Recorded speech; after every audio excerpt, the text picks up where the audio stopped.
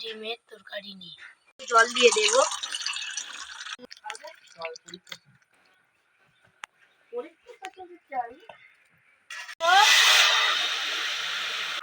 Half চামচ হবে বলে নুনটা দিলাম।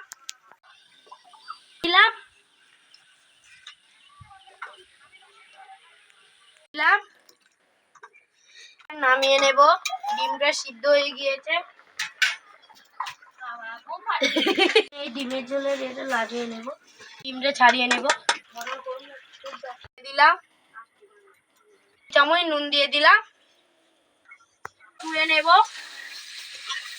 ডিমটা ভালোভাবে ভেজে নেব। আমি ডিম কটা তুলে নেব। আমি এই তেল আর পাল্টা বুনি উতে পেঁয়াজটা দিয়ে দিলাম। লাল করে আমি পেঁয়াজটা ভেজে নেব। দিয়ে দিলাম। আমি নেড়ে তুলে নেব। হলুদ 2 চামচ দেব। লঙ্কা 2 চামচ দেব। স্বাদ মতন নুন দিয়ে দেবে। আদা রসুন তুলে দিলাম।